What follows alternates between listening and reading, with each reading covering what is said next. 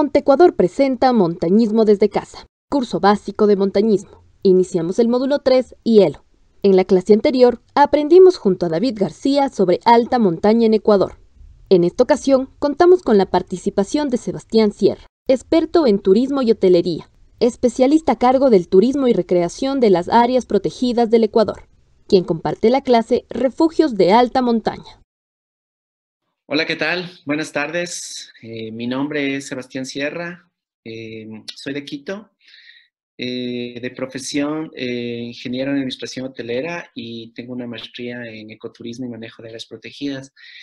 Eh, Actualmente trabajo como servidor público. Básicamente estoy encargado de las actividades de turismo y recreación, el programa en áreas protegidas a nivel nacional. Bueno, he tenido la invitación por parte de Monte Ecuador, por ser una excelente iniciativa en la cual podamos eh, expresar un poquito, compartir un poco de conocimiento que tenemos en función de las montañas y que esto sea un espacio de conocimiento y naturalmente que podamos aprender muchísimo y también podamos respetar un poco más todo lo referente a el tema de ecosistema. Bueno, me han pedido que un poco trate el tema de refugios de alta montaña a nivel general. He tratado de investigar un poco a nivel internacional como nacional y la idea es tratar de enfocarme en qué significan estos espacios y luego aterrizarlo a nivel de Ecuador. Con un poco de historia, eh, nos comentan que aunque los montañeros siempre utilizaron las cabañas de pastores y otras edificaciones o cavidades para pernotar, a comienzos del siglo XX se comenzó una construcción de refugios de montaña. En Europa, principalmente en los Pirineos, en picos de Europa, en Sierra Nevada y en el sistema central. De hecho, se trataba en este caso de instalaciones deportivas, impulsadas por quienes practicaban deportes de montaña para facilitar sus travesías y ascensiones. Fundamentalmente eran los clubes de montaña.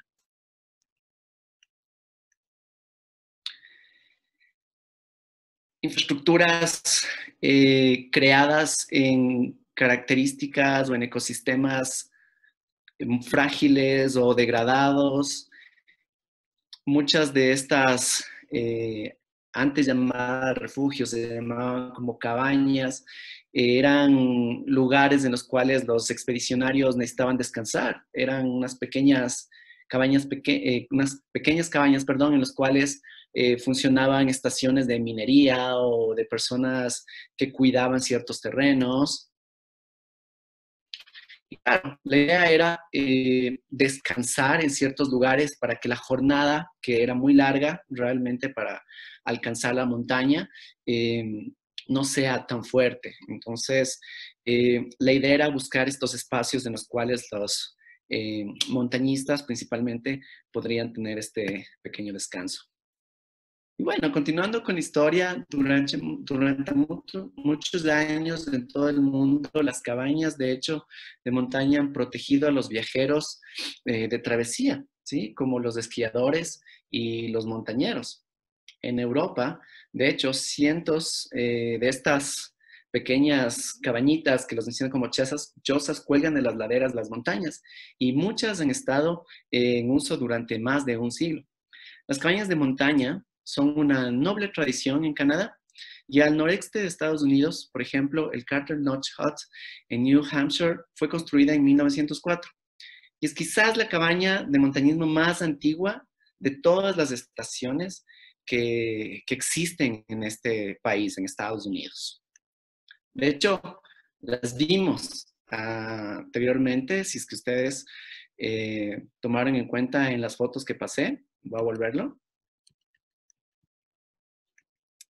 Sí, esta. Es justamente la cabaña quizás la más antigua que se ha creado, que fue construida en Estados Unidos para justamente este objetivo, ¿no?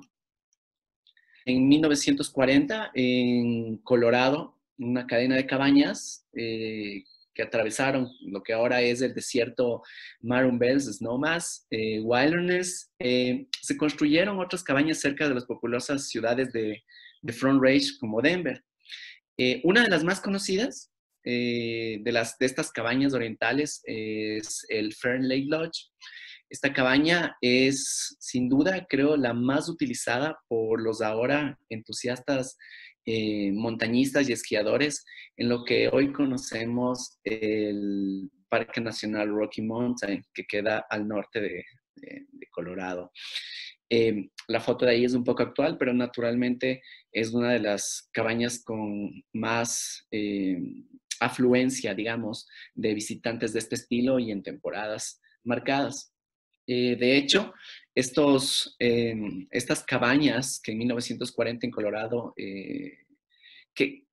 ¿cuáles eran las características? Eran no cabañas para montañeros, no hechos por ellos, de hecho eran a veces refugios de los guardabosques que estaban ahí, son cabañas pequeñas, o eran refugios de personas que ayudaban, o mejor dicho, que tenían ovejas y hacían pastoreo, entre otras cosas. Entonces, cuando hablamos de esta cadena de cabañas, naturalmente no eran de primera mano como un lugar hecho justo para montañistas, sino en lugares estratégicos, con diferente índole, pero que prestaban al menos un servicio, no un servicio marcado, pero la experiencia de quedarte descansando en estos lugares.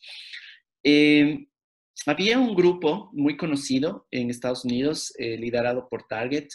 Les encantaba esquiar la montaña, pero sabían que esquiar con un montón de equipo, ¿sí? Era muy pesado, ¿no? Y podría convertirse esta recreación, esta diversión en un trabajo muy duro.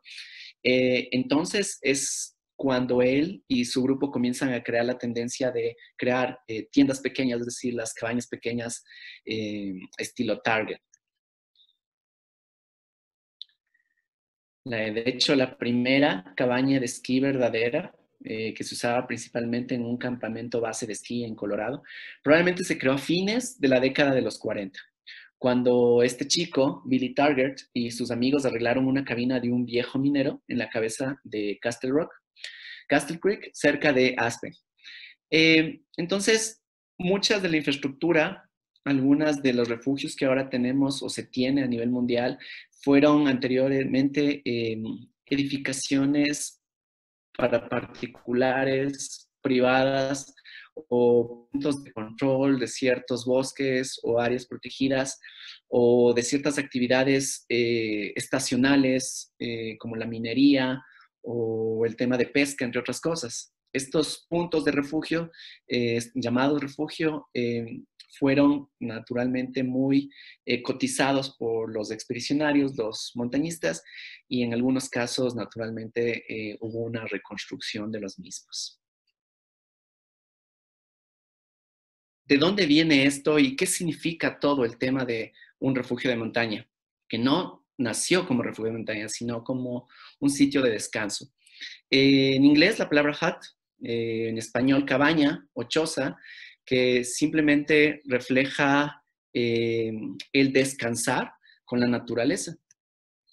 Hay varios significados. La palabra hut, cabaña, originalmente significaba una pequeña choza, pequeña casita, y que a menudo era construida apresuradamente y naturalmente era desmontable también, ¿sí?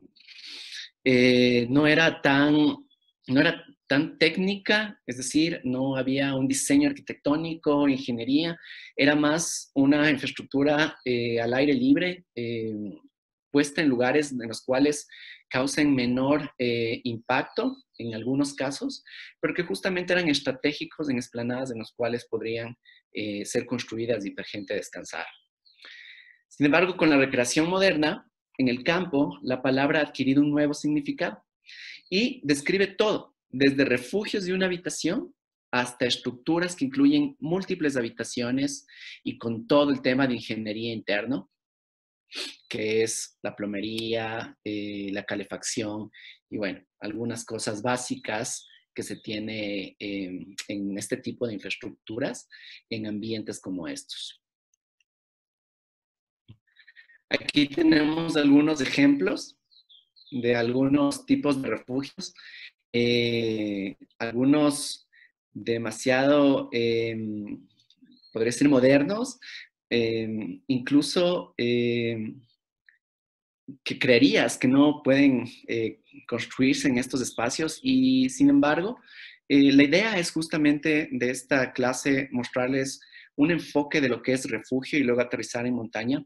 La montaña no es simplemente el pico de la montaña, sino comienza en la parte baja de la misma y naturalmente todo ese ambiente de montaña, todas esas características, toda esa característica geográfica, todas estas características de temperatura, hacen que se creen infraestructuras como estas para que puedan naturalmente estar adaptadas a estas condiciones.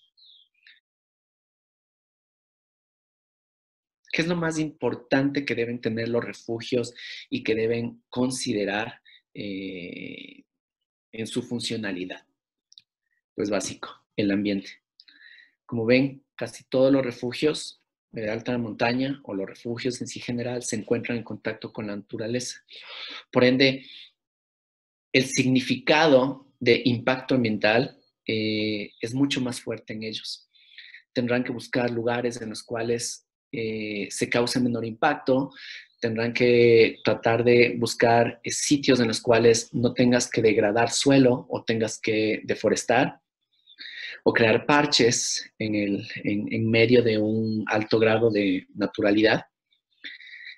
¿Por qué? Porque los refugios justamente son infraestructura como la que tenemos a nivel urbano y que tienen que cubrir muchas más cosas que incluso más fuertes que a nivel urbano por las condiciones. No tienen alcantarillado, no tienen temas de manejo de aguas residuales, aguas negras, por ende tienen que adaptar sus instalaciones, sus servicios a las particularidades biofísicas del sitio donde hagan. Un ejemplo muy didáctico quizás que encontré y les quería compartir es justamente este. En el primer cuadro ustedes ven que tenemos todo un espacio de biodiversidad, en este caso de bosques, ¿ok? Está realmente abundante la vegetación. En el segundo cuadro vemos el proyecto de primera mano que tienen aquellos que construyen, es decir, quiero la edificación en este sitio y pues simplemente en este caso, corto todos o talo todos los árboles y tengo mi sitio que está en el medio del bosque. Entonces el concepto de mi lodge está en el medio del bosque. Erróneo, erróneo, eso es un error. Tenemos de hecho muchos ejemplos a nivel internacional y nacional. Y por otro lado, en el tercero, tenemos casos en los cuales la infraestructura se hace al ambiente, no es, quizás elimina naturalmente un poco del impacto, pero sigue impactando porque predomina la infraestructura sobre el ambiente, sin embargo equilibra un poco. Pero el último caso, el de la parte inferior, es el más ideal, es decir, crear infraestructura que se mimetice con el ambiente. Entonces, jamás una infraestructura, en este caso, tiene que sobrepasar el ambiente, sino tiene que hacerse al ambiente. Si hace senderos, tienen que ir a la corriente de los senderos, de tema de árboles u otro tipo de ecosistema o páramo. Si haces cabañas, tienen que estar quizás escondidas en diferente lado, que es justamente uno de los ejemplos que ustedes ven en la pantalla. Y eso equivale naturalmente a que exista mucho más energía y la huella de carbono sea menor. Estos son ejemplos que justamente daban de la anterior diapositiva y es tipo de refugios, no son como cabañas individuales o para grupo, en los cuales se parecen mucho a los pinos, ¿no? Este es un estudio arquitectónico, no está realizado. La idea es comunicar que la infraestructura es más adaptable que la naturaleza a la infraestructura y así debería ser. Y claro, la idea es que este tipo de infraestructura se mimetice con el ambiente y naturalmente cause menor impacto y sea agradable a la vista. ¿Qué sucede con el refugio de montaña hoy en día? ¿sí? Las instalaciones que tienen estas características suponen ahora por normativa o una garantía de calidad para el usuario que paga un precio por los servicios que recibe. Es decir, eh, ya no es solo un lugar en el cual personas que intentan ir a cumbre quieren descansar y adecuarse como puedan. ¿No? Ya son lugares en los cuales no solo te brindan un espacio para descansar, sino también te brindan espacios para tener alimentos y bebidas, para descansar, para entrenar, entre otras cosas. Las funciones de un refugio desbordan cualquier planteamiento turístico o deportivo y entran de lleno ahora en el terreno del servicio público. Así de fácil, ya no es solo el tema turístico y deportivo. ¿Y por qué? Porque en la actualidad no solo sirven estos lugares de apoyo al rescate de accidentados, sino por su apoyo en tareas de información, sensibilización ambiental o control del medio. Son casi unos centros de interpretación ambiental previo a ir a la montaña. Es decir, son lugares en los cuales se educa a las personas que van allá, se guía a las personas que se permanecen en el sitio y aprenden un poco más naturalmente de la montaña en sí. Y este tipo de infraestructuras guardan diseños un poco característicos y particulares por naturalmente las condiciones geográficas y las condiciones climáticas que tienen. El refugio es un tipo de edificio, de hecho, poco habitual. Tradicionalmente ha sido utilizado por los montañeros, pero que últimamente ha despertado el interés de un público mucho más alto. Es decir, personas que les gusta realmente la montaña o quieren ver la montaña al amanecer o, ¿por qué no?, alcanzar la cumbre de la montaña eh, después de un descanso y luego retornar a sus hogares. Sin embargo, los refugios tradicionalmente han constituido o han consistido, ¿no?, en ser pequeños edificios construidos en la parte rural, porque de hecho no se llamarían refugio si estuvieran en la parte urbana. Y lo que buscaban es justamente dar alojamiento temporal a los montañeros y excursionistas, pero ya no solamente, no quiere decir que no es para solo los montañistas, sino ahora es justamente para todo tipo de persona que quiera tener una experiencia mucho más cercana con el ambiente. Para un refugio, cualquier conjunto de materiales aptos para garantizar la estabilidad y protección serán válidos, cualquiera. Sin embargo, siempre hay que pensar, ¿no?, en las características del sitio donde se encuentre, donde se vaya a construir. Y esto es muy importante porque hay un factor que puede inclinar la balanza de una dirección u otra, es decir, si se puede realizar un refugio o no, si realmente podemos construir este tipo de edificaciones en el lugar, y es justamente la dificultad de acceso. Muchos de los refugios se encuentran en montañas y por ende no tenemos carreteras de primer orden. A veces no tenemos ni carreteras, la geografía es muy irregular, el suelo es a veces arenoso, incluso peligroso, y que naturalmente esta accesibilidad limita realmente a que ideas mucho más adaptables al nivel urbano puedan adaptarse al nivel rural. Algunos ejemplos que podemos nosotros encontrar en función de esto son algunos tipos de refugios, ¿sí?, en Europa, con condiciones similares o diferentes que los de Sudamérica o Ecuador. Podemos encontrar refugios que son de guardaparques o refugios de gente que hace patrullaje, control, o refugios de comercio como los que se encuentran en Chile y que tratan de adaptarse y minimizarse al ambiente, ¿no? Es decir, que no sobresalgan sobre el ambiente. Ese es también un es algo que lo hacen ciertos de estas infraestructuras en sus diseños. Tenemos gente intrépida, sí, un poco futurista, pero intrépida que adapta cierto tipo de experiencia de descanso en la montaña, como la que podemos encontrar en Perú.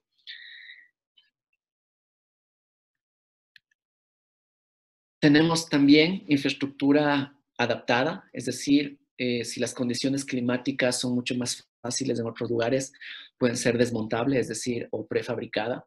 No necesariamente tienes que hacerla directamente en el lugar, simplemente la llevan los materiales ya hechos, prefabricados.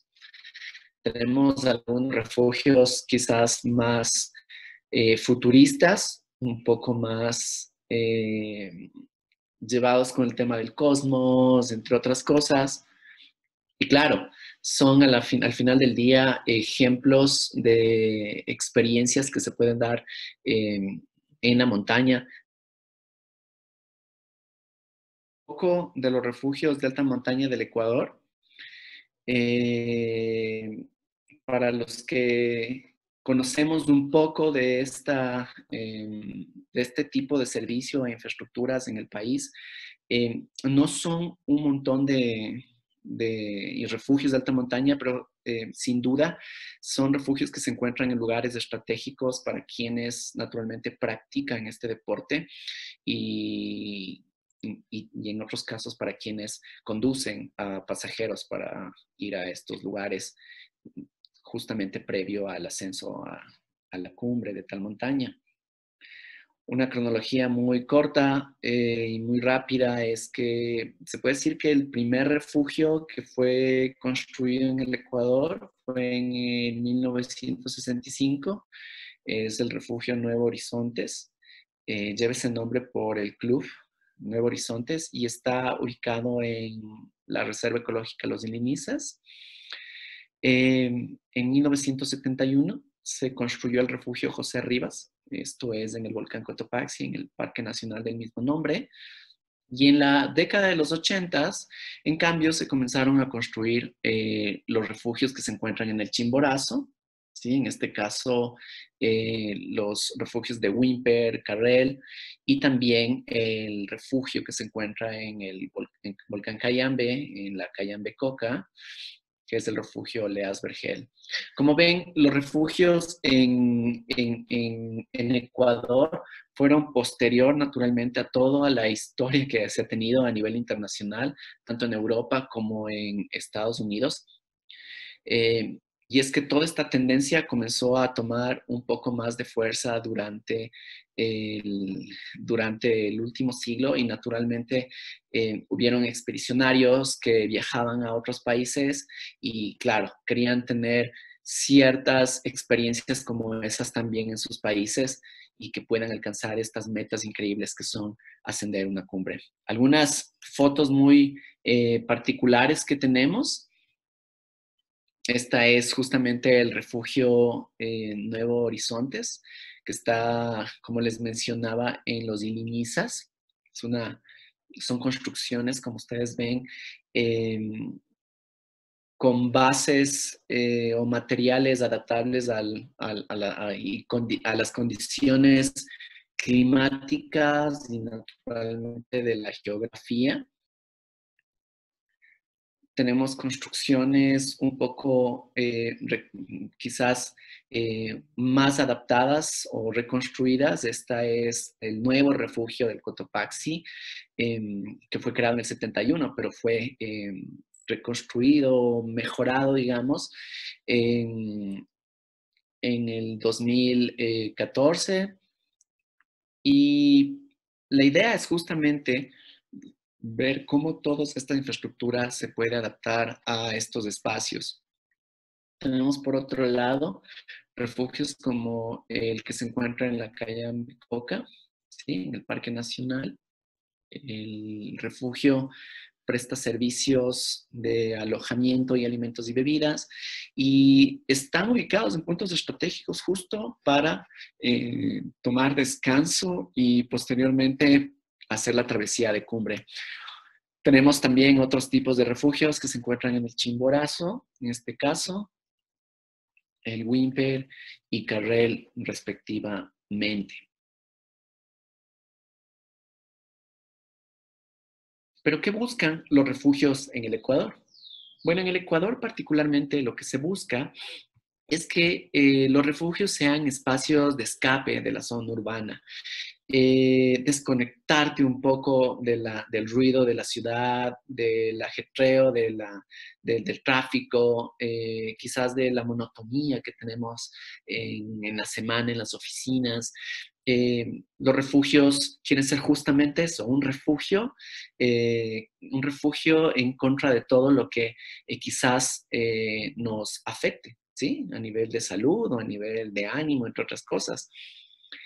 También se busca que los refugios presten servicios que jamás te imaginarías tener en estas condiciones extremas, ¿no? Que encuentres lugares en los cuales tú puedas tener un descanso, una cama limpia, abrigada, lo más abrigada posible en ciertos de los casos, pero eh, alimentación sana, no comida chatarra, eh, bebidas adaptables para el cuerpo, lugares de relajación, entre otro tipo de cosas y componentes que naturalmente eh, despiertan el espíritu de montaña para quienes quieren ir. Muy importante, como les mencionaba, que se conecte con la naturaleza. La idea es insertar justamente este espacio para aquellos que gustan de este tipo de características y sobre todo no pensar que es solo para montañistas. En absoluto comenzó con el espíritu de estos expedicionarios arriesgados y que naturalmente vieron mucho más allá que aquellos que se quedan en la ciudad.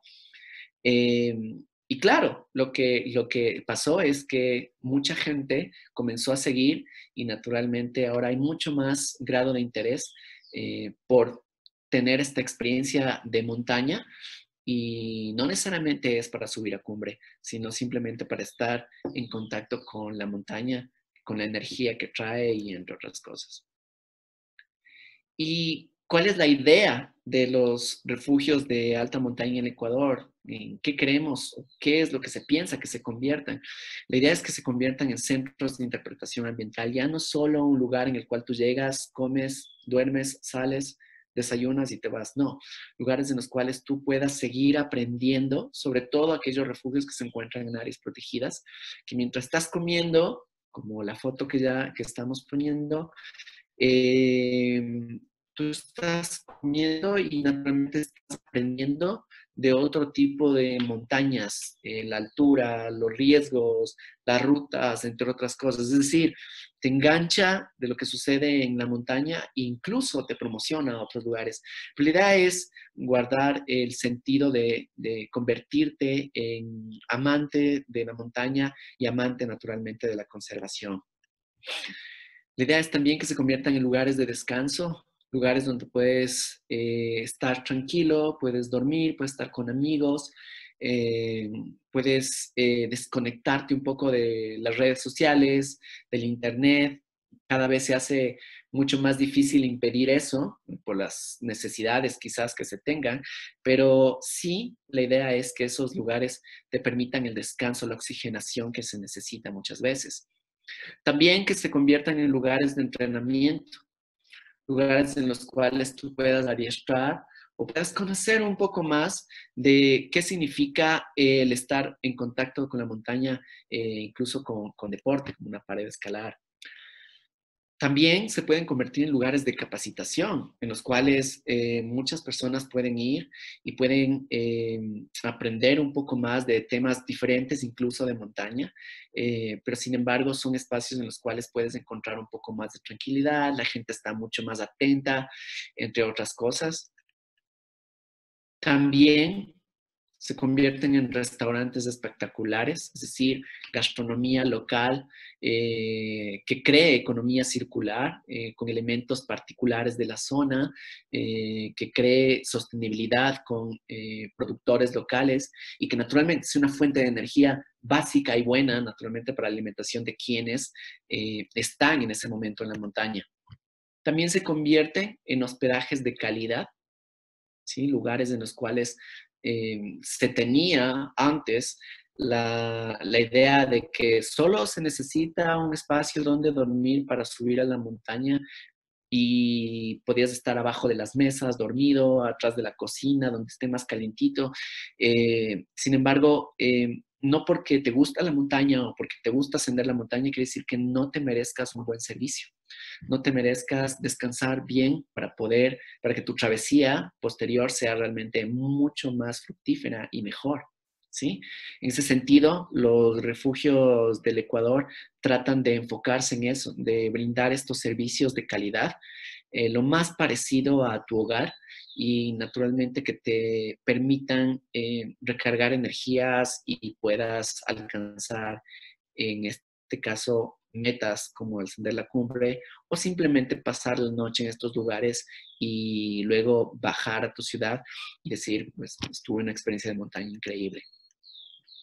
Una experiencia también fuerte y justamente es esto de montaña y es que la experiencia de montaña es para todos los viajeros, ¿no? Ya no es solo para los montañistas, ya no es solo para aquellos guardabosques o guardaparques en ciertos lugares en los cuales solo utilizaban estos sitios para resguardarse del clima, para vigilar las actividades ilegales. Lo hacen en muchos lugares, pero ya no es solo con ese enfoque y se vuelven ya de interés público recreacional y son eh, una estrategia y una salida de lo cotidiano y que te conecta naturalmente con la naturaleza.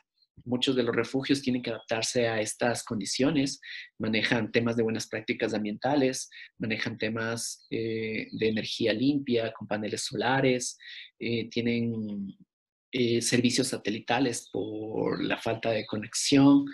Y claro, lo más importante es que tienes que saber que la infraestructura, como te mostraba, no es muy fácil realizarla, es muy difícil, las condiciones son muy diferentes a las que tenemos nosotros en el sector urbano, ¿no? En la parte urbana. Y eso hace que estos lugares eh, te brinden servicios realmente increíbles y que el valor que tú tengas que cancelar por esos servicios sea un poco más alto que en la ciudad.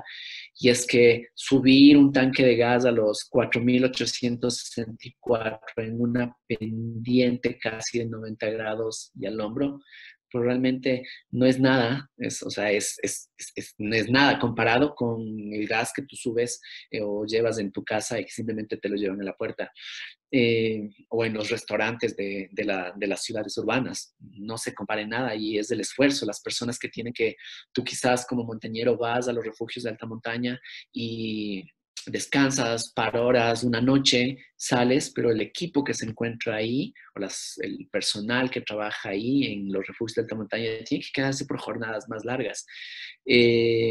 Su salud puede ser afectada. Entonces, por ende, los servicios para el personal, los servicios en función de inclusive remuneraciones, en mantenimientos, entre otras cosas, son mucho más altos porque no hay la facilidad para hacerlos.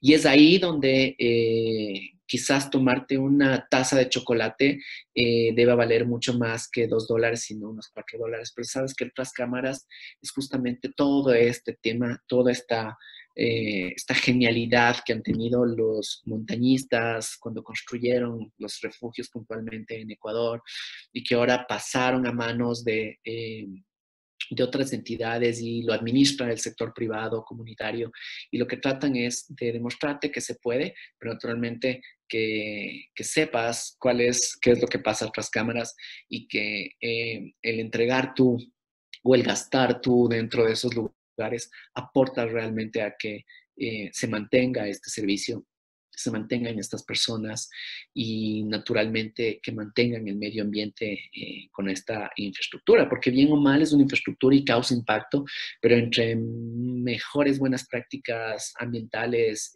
tenga, naturalmente el impacto podrá ser menor. Entonces, es un poco el tema de conciencia que te llevan estos espacios como refugios para quienes les gusta la montaña y quieren acercarse y que puedan disfrutar de una experiencia sin igual, ¿no? De aventura. Entonces, como datos finales, Lo que podemos destacar es que los refugios son lugares de descanso, pero el descanso no es solo dormir, como te mencioné, el descanso es relajarse, el descanso es estar alejado de todos, quizás un lugar donde quieres un turismo de soledad o una experiencia de soledad, pero muy, muy, muy, muy relacionado con este ecosistema frágil que es la montaña. Eh, También que son infraestructuras fuera de serie. Es increíble saber cómo hacen una infraestructura en lugares tan pristinos, tan alejados de la ciudad. Quizás subieron los materiales con cuerdas, con semovientes, porque es muy difícil que suba un vehículo en ese lugar, o un helicóptero es muy difícil en condiciones muy fuertes que solo llegue y deje los materiales. Quizás en Europa es más fácil o en ciertos otros países donde guardan las temporadas y los vientos pueden ayudar, pero en condiciones como en Sudamérica, en Ecuador, realmente fue prácticamente al hombro y eso es increíble saber cómo hacen este tipo de infraestructuras y que están adaptadas naturalmente a los servicios que se quieren prestar. Prestan servicios de deporte y recreación, ¿no? Entonces, la idea es que te entretengas en esos lugares y que puedas disfrutar de los mismos y puedas ser recíproco con ellos, o sea, ser responsable, es decir, si sabes que no hay agua en estos lugares es por algo, ¿no? Porque no se tiene agua potable, no se tiene alcantarillado, el agua es limitada y naturalmente hay que saber racionalizarlo. Y es ahí donde no solo el refugio, los administradores son los que tienen que velar por eso, sino también los usuarios. Es más difícil, naturalmente, pero esa es la idea de que un buen visitante pueda realizar esto. Se debe respetar el ambiente. Los refugios tienen que velar por el ambiente. Muchos de los refugios, si no la gran mayoría a nivel internacional, incluso se encuentra dentro de áreas protegidas. ¿Y por qué? Porque las montañas se encuentran bajo el sustento de seguridad y conservación, porque es un ecosistema frágil, ¿no? No es una elevación, está bien, pero guardan ecosistemas frágiles y por ende las normativas ambientales a nivel internacional permiten que sean resguardados. Y es ahí el plus de estar dentro de un área protegida y que estos servicios puedan seguir manteniendo este tipo de experiencias. Es una facilidad de conexión con la naturaleza, ¿sí? En absoluto. La idea es que inyectes, como mencionábamos, vitamina N, es decir, ir a la naturaleza, desconectarte de la parte urbana, que sientas el aire de la montaña, también la adrenalina del lugar. En la foto que ves en pantalla, esto fue un día en las 4 de la tarde. Y nunca sabes cómo estará el clima y en otros días que vayas, en cambio, estar despejado, en otros, en cambio, lluvioso. Es muy importante saber que los refugios de alta montaña no son hoteles de primera categoría urbano, pero sí son alojamientos de categoría o de primera categoría a nivel rural, digamos, destino, porque te prestan todas las condiciones que son necesarias para el sitio y hay que aprovechar ese tipo de cosas, ¿no? Hay que un poco respetar y naturalmente estar felices de que eso está en nuestro país. La mayoría está en un área protegida, como les menciono, entonces es la importancia de que cualquier actividad que se realice respete las zonas, la zonificación de esta área protegida y que la experiencia sea convivir con la naturaleza, con la biodiversidad, sin dejar el tema de servicio de calidad turística y naturalmente la satisfacción del visitante. Prácticamente estas son algunas de las ideas y cosas que hemos que queremos mostrarles a ustedes. No necesitas saber de montaña, no necesitas haber subido las 10 montañas del Ecuador o las 10 montañas internacionales, solo necesitas empaparte un poco de qué te encuentras en la montaña y por qué la importancia de ello. Y ser un poco recíproco con el ambiente y respetarlo. Eh, entregar fuentes de ingreso en la montaña es bien complicado y sitios como estos servicios, que prestan servicios como estos, lo logran. Y es ahí la importancia de que como visitante tú puedas ir a estos refugios, no solo en el Ecuador, sino en otras partes del mundo, y naturalmente puedas disfrutar de ciertos servicios que quizás no son los mismos que en la parte urbana. A veces te puede sorprender, son mejores, pero que son realmente un valor agregado a la experiencia que estás teniendo. Les agradezco mucho por el tiempo. Realmente fue muy grato haber preparado algo muy corto para ustedes que están aprendiendo el tema de montaña. No dejen de ver el horizonte. Actualmente no podemos disfrutar este tipo de experiencias por lo que está sucediendo, pero sin embargo, recuerda que esto siempre va a estar ahí y de hecho se está conservando. Cualquier cosa que se necesiten, tengo más información en Instagram que está ahí abajo. Y pues bueno, les deseo una excelente tarde, excelente jornada y excelente aprendizaje a todos. Montecuador presentó Montañismo desde casa, módulo hielo. Gracias a Sebastián Sierra por su participación como instructor. En la próxima clase se abordará equipo de alta montaña. No se la pierdan. En la producción, Juan Carlos Veloz y Tatiana Proaño.